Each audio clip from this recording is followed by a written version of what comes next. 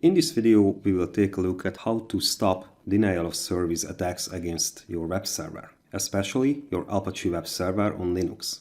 So what is it good for? If somebody attacks your website with a denial of service attack, which means it will initiate so many connections that it will keep your web server and server busy, and you will not able to provide content and provide websites and server services to other and real visitors and customers, this is a denial of service. So we will just install a module into Apache, which will help you to prevent this kind of attack. It's not good against the distributed denial of service, DDoS, because it's working in large scale, usually worldwide attack.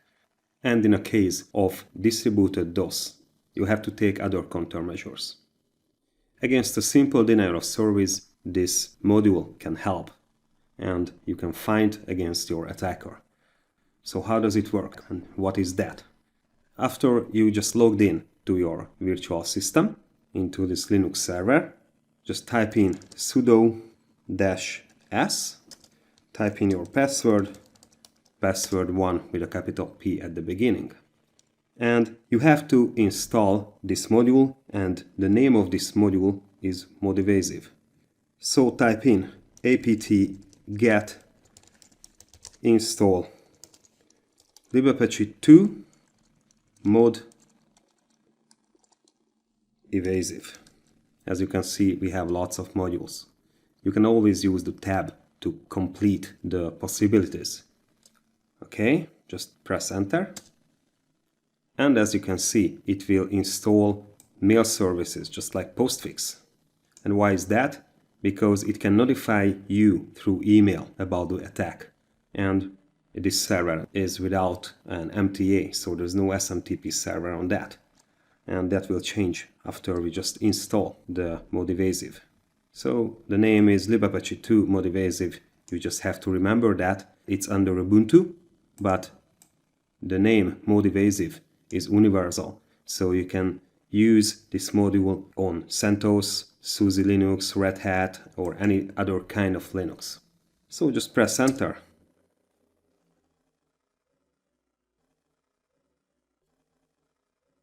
Right now we have a question about the Postfix configuration. Postfix is the default SMTP server in Ubuntu.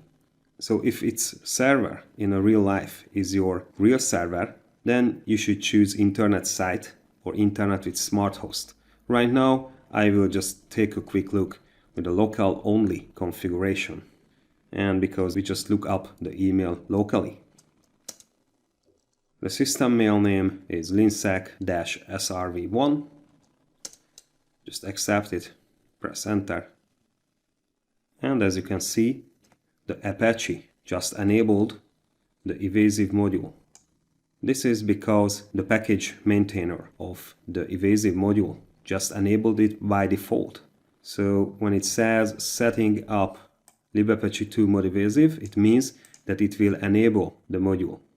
To see what modules are available and loaded in Apache, type in the following command: apache 2 ctl dash and capital M.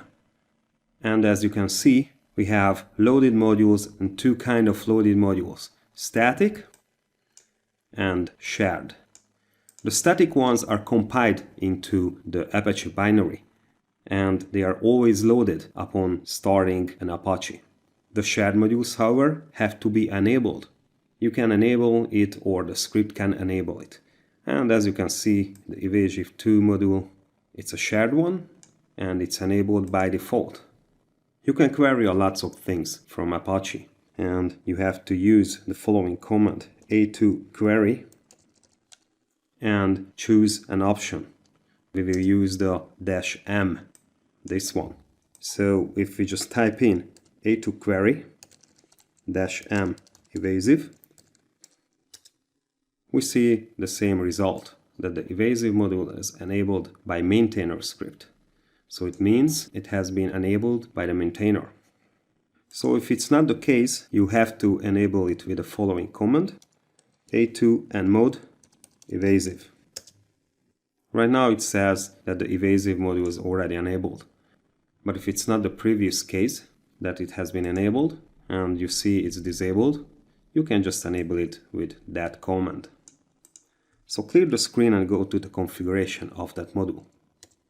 Change to the following directory: etc Apache modes enabled.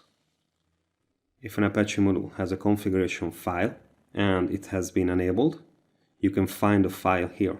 These files are just symbolic links to another file in another directory. Just type in ls-l, and as you can see, they are all files under the modes available. But on modes available, there are lots of configuration files and load files. Right now, we only have to work with the evasive, and just type in ls-l and evasive and press tab twice, and it will just list the two options, evasive.conf and evasive.load.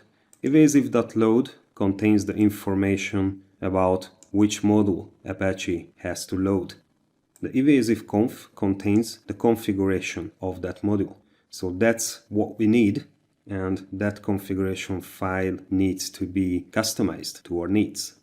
Okay, so open it with your favorite text editor. I will use the VI Improved, Vim, but you can use anything like MC Edit, Nano, Joe, whatever you want. Just open it, and as you can see, I will just change the colors so it's easier to read. So the configuration file says, if module is loaded, then use these configuration options. Right now, everything is commented out, so we have to change that. And we will just take a quick look about all the necessary options. First, this is the DoS hash table. DoS means denial of service, as we just mentioned that before. So remove the comment, and this DOS hash table size holds the information how big is our hash table. And the bigger the hash table is, the more information about the visitors and how frequently the visitors come to visit your site or attack your site is available.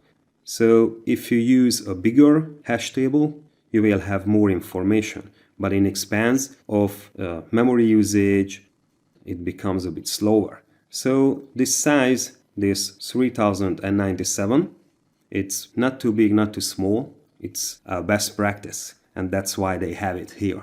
Because the denial of service happens very fast, so you don't have to have information for a long time, just like for hours. Usually you just need the last half an hour or 10 minutes or so. So right now we enable that. And on the second phase, just remove the comment in front of the DOS page count. The DOS page count holds the number which describes and instructs the module what to count and take it as a DOS, a denial of service. So by default it's 2, and it means that under the configured interval, how many times a client can request the same page. So it means that if a client looks for the index.html on your site 2 times in the configured interval, this will trigger a DOS alarm, which is not very optimal. So I would advise you to just make it a bit more permissive, and let's say change it to 20. And the related time interval for that is the DOS page interval, and it's in seconds. Just remove the comment, and right now we configured our system to look for 20 connections in 1 second from the same IP to take it as a DOS attack. So if somebody is able to connect to a single page on your site 20 times in 1 second, that should be a robot and not a real human, because it's a very fast and it's just reloading. So they try to consume the resources of your server. So in that case, it's a DOS attack. Okay, and look for the whole website, because that only reflects to only 1 page on the whole website. But if you want to reach the same result for the whole site, you have to remove the comment in front of the DoS site count and from the DoS site interval. And let's say we will make this number a bit bigger, and let's say 200. And the DoS site interval changed from 1 to 5. So it means that if there will be 200 connections in 5 seconds from the same IP, it will be taken as a DOS attack.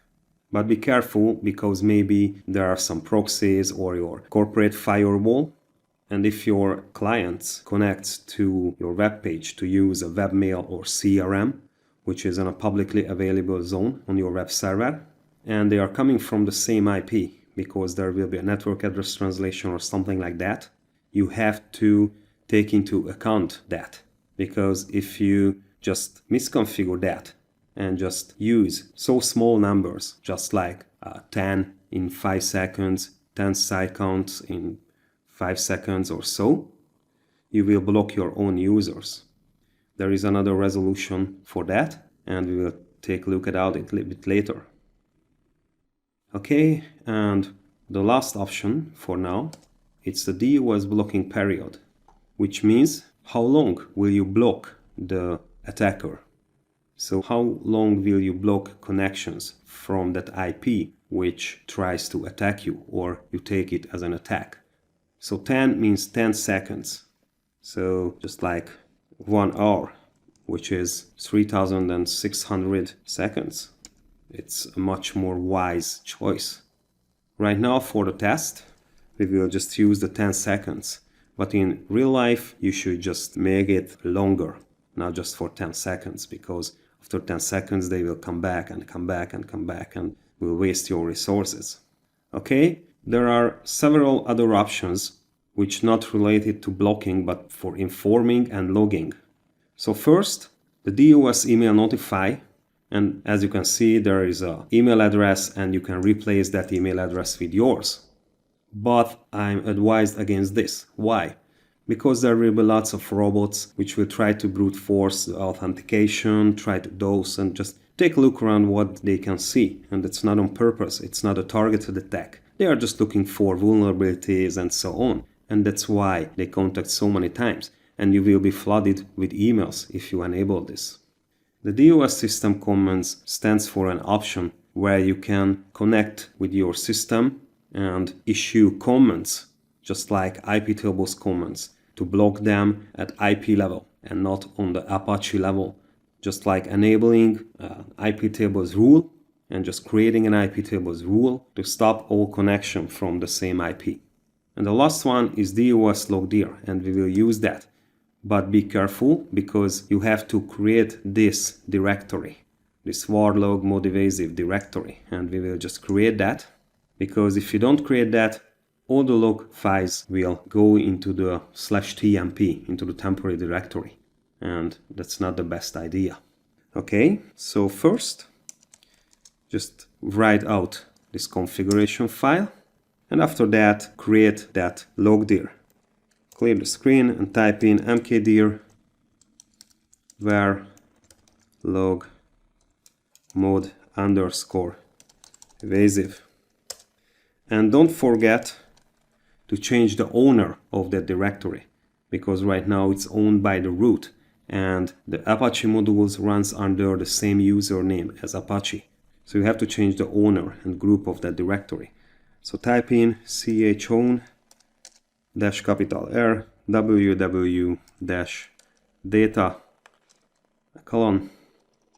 www-data and var log mod evasive. Okay, right now just reload the Apache again, just to make sure that everything is loaded and the new configuration is loaded. Clear the screen. Change to the following directory: user, share, doc, and libapache 2 mod evasive, and list that file. And there are some examples. Go to the examples directory and list that. And there's a test.pl. Just open the test.pl with your favorite text editor. It's just a little simple Perl application, which will just emulate a DOS attack, and change this number from 100 to, let's say, 250. Okay, and it will connect to the local host, to your Apache. If you want to test your own server but from another computer, you just have to change the local host IP address to the real address of your web server. But be careful and please use it only against your own web server, because that's only for test and not for attacking. Okay, just save and quit from the file and say perl test.pl. Okay, and as you can see, first I just get back the OK responses I just contacted, but after a while I'll be forbidden. And if you go to the log directory, change your directory var log modivasive, just list that, you can see there's a DOS from that host. Open that log file and you can just see the PID. But what really matters is that we have this file, so it will tell which host the attack came from.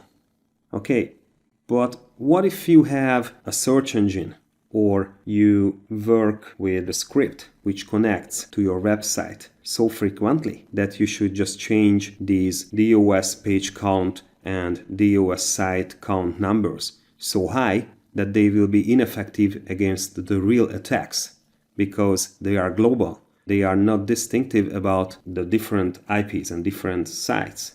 So how is that you want to lower these numbers and you don't want, let's say, you don't want to enable anybody just to open 1000 connection in 5 seconds just because one of your applications does this, just like with some data synchronization, or you have lots of users behind a firewall and they work with your CRM and so on.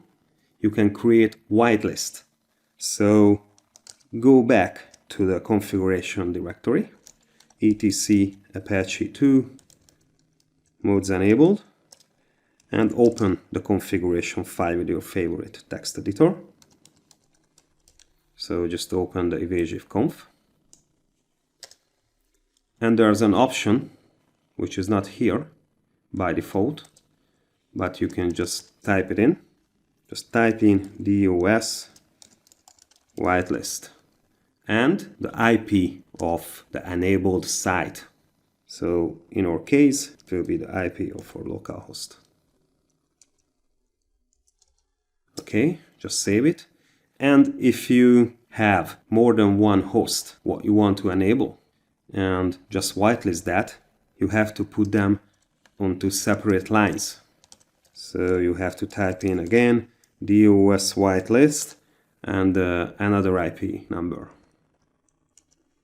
You can have wildcards, just like asterisk and so on. So you can just enable the whole Google network. Because if you use search engine optimization, you know that sometimes Google can hit the servers so hard that it looks like a DOS attack, but only for very limited time. But if you don't enable it, you will lose your search engine optimization and your site will be out of Google. And so it will be counterproductive. So that's why you have to whitelist all these kind of providers, search engines, and your users, of course.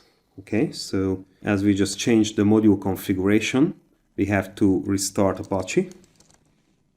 So say service Apache 2 restart. Go back to the examples directory of modivasive.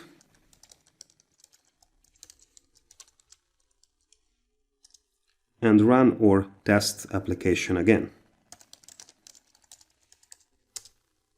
And as you can see, the local host has been whitelisted and we are not forbidden even after 200 connections. So that's how you just prevent DOS attacks against your website. In the next video, you will learn how to prevent brute force attacks.